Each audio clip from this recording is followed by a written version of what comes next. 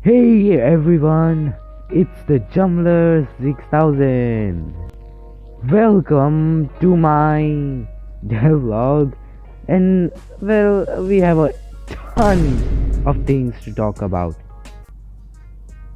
So, first of all, I wanted to give my game a name, so I asked, what name should I give my Muay Thai game? Or something like that on Reddit, and oh wow, a bunch of people commented, and well, thanks if you did. I never expected to get so many comments. Anyways, everyone had great name ideas, but you see, for me, I wanted a name that wasn't too long, and well, that wasn't something that only Muay Thai practitioners would understand. Now, the top upvoted comment was simply 8 limbs, which was someone like me who knows Muay Thai, what Muay Thai is and stuff, would understand that this game is about Muay Thai. But for someone just looking for a fighting video game, they just probably think that, I don't know, this is some octopus game, I don't know. So, ah, I thought about how I can like improve this name, with of course taking in all the other name ideas that all the people on Reddit provided me with, and well, I came up with the name Art of Eight Limbs. Now I know this sounds a bit too simple, but I think adding anything to this would make it a bit too long. Now also, I think this name makes it like, it makes people curious about, what is this Art of Eight Limbs? What do you mean? And if you are a Muay Thai practitioner, like, Art of Eight Limbs, that's a Muay Thai game.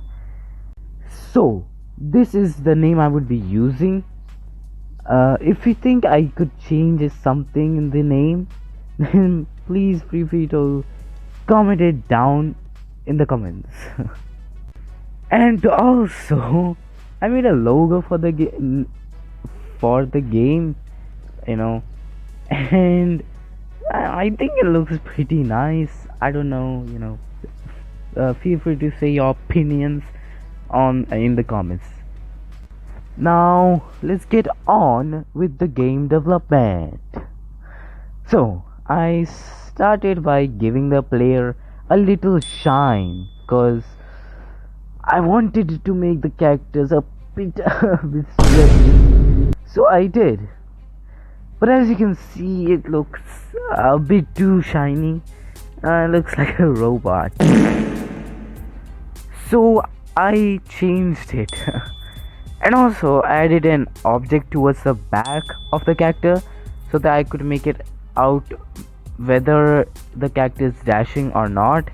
I do this by, well, if it is dashing, then the object is displayed, otherwise it's not. And well, about this sweaty, this shiny look that I've given the character, as you can see, I will have to change that, of course, because later in the game I will have to add stamina rounds and all that. So I would need to make it less sweaty in this beginning, and then more sweaty in the round 3, whatever, round 2 3. So yeah, I also kind of like started on like making the background, it isn't just going to be that wall in front of that ring. So I started on the background, and as you can see, it looks, I mean, I've just added this wall and this floor. So yeah, it's the beginning of something, right? Now if you have seen most of the clips of where I'm trying to make the player dash, in the previous episodes of this, you would see that I'm not able to make it dash like on my own will. I can't really, I just keep on pressing the button, hoping that it would dash, but I just couldn't. So I just wanted to, well, fix that.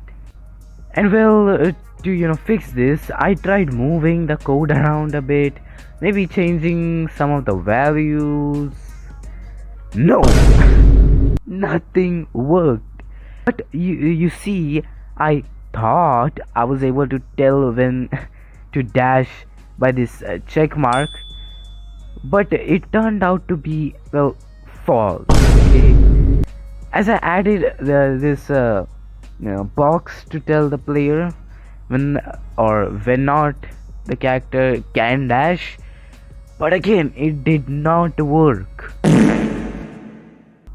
Before continuing and working on the game though, I decided to, like, look at other fighting games and see how they have implemented the dash, and realize that characters don't really go out of their fighting distances. I mean, that much. I mean, like, it's a game, and it's not real life, so you want to be backing out all the time.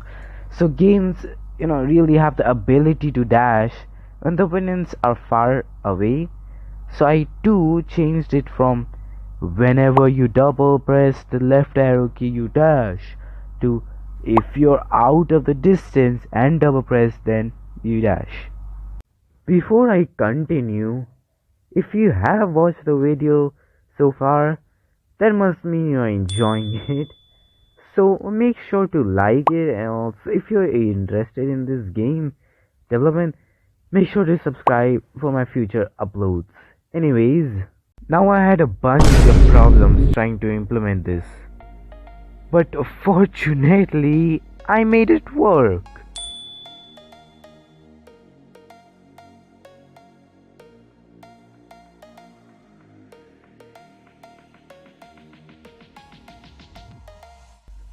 While looking at other games, I also remember that, well, the character doesn't really move towards his left or towards his right, in a straight line.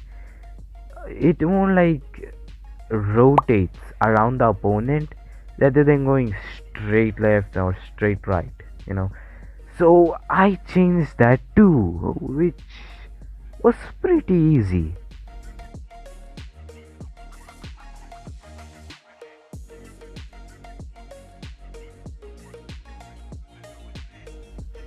I don't have a video of it, but well, when the character rotated, it kinda messed up the move forward and backward movements, as that forward and backward movements worked by adding values towards the x-axis or subtracting values from the x-axis.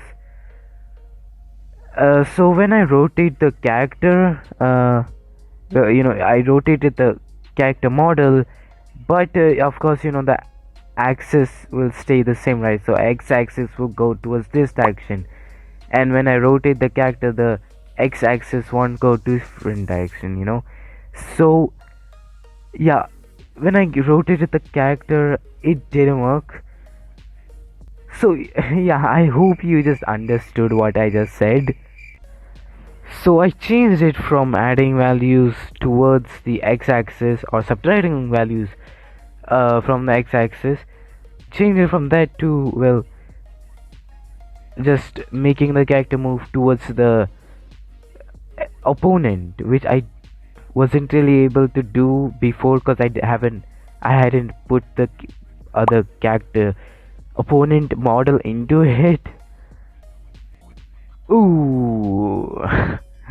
Well, now that I've completed, wait, I just redid the entire movement system. Yeah, I kinda just accidentally redid the entire movement system. Anyways, now it was time for my attacks. First, I needed to make some animations, so I did mix jab and cross animations, and then I imported them to Unity, and then I needed to make colliders, add colliders to them. So you see, colliders are So that basically it's just for detecting, you know, if there is a collision or not. And well, so first I added these ragdoll thing on my character, which I thought would work because it added colliders to the character, and it also animated, the ragdoll. The colliders did move when with the animation, but as you can see here, it did not work. So I had to remove this ragdoll thing. Now I did redo this and put every single collider manually. So here's the left hand of the character, and you can see it has all the colliders, and they work with the animations as well, which is a good thing as I don't have to animate each and every single collider to move with the arm, while the jab animation plays, for example. And unfortunately, that's the end of my video. And well, if you were enjoying that, make sure to subscribe to the channel to see more of this game's development, and the next video where I'll be adding some action. And also make sure to like this video. Also, I did say the last video I'll be adding attacks, but I had to redo the whole movement system, so yeah, I didn't get time.